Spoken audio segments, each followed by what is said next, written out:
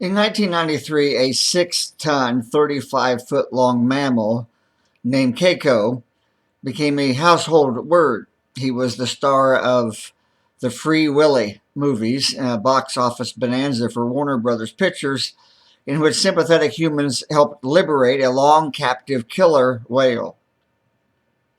Ironically, after Keiko was found ailing in a Mexico City aquarium, a project was started to integrate him with a pod of killer whales, which the project cost over $20 million, and it captured worldwide interest and created widespread debate.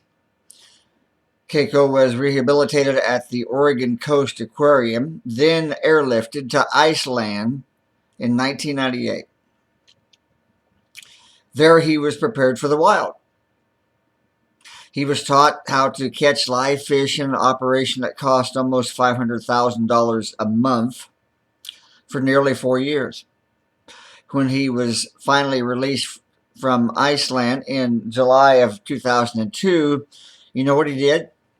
He swam straight for the Norway coast on an 870-mile trip that seemed to be a search for human companionship.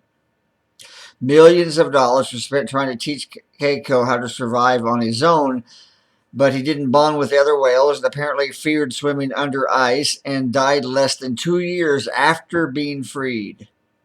In short, he prepared the company and care of humans over life in the wild. Well, who wouldn't?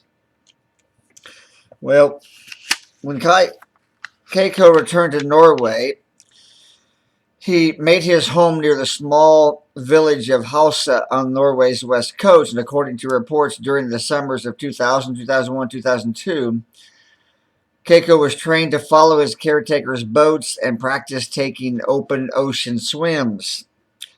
And after each summer, he spent several days swimming with wild killer whales to help him adapt to the ocean and meet some of his own kind. But it didn't work. Turns out he craved the comfort of human contact more than the wild he was created for. Human contact was limited to help get him used to ocean life, and if Keiko approached the tracking boat, the crew would go under deck or hide from view. But even that didn't work. He would follow the tracking boats rather than stay with the pod of whales, and eventually he made his way to the bay in Norway, where he became lethargic and listless. His team of caregivers began feeding him up to 175 pounds of fish per day to try to save him. And you might be interested in knowing he was getting handouts right up until the day that he died. Might be a lesson there. The official report says Keiko died of pneumonia, but the truth is he killed himself by heading back to his comfort zone instead of launching out into the deep where God created him to be. So let me ask you a question, friends. What do you want to be? Where do you want to be at the end of 2022?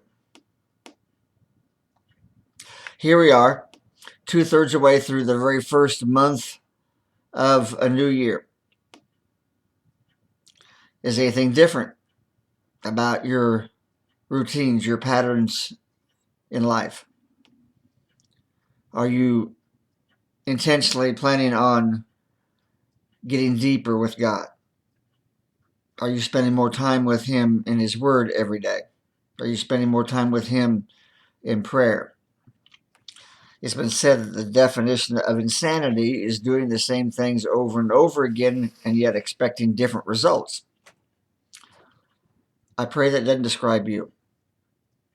So let me ask you again, where do you want to be at the end of 2022? Dead in the water or heading out to catch another wave of God's best for your life? I challenge you not to settle for the same old, not to settle for mediocrity, but to strive for God's best. Launch out into the deep, get into uncharted territory, unfamiliar territory, trusting God.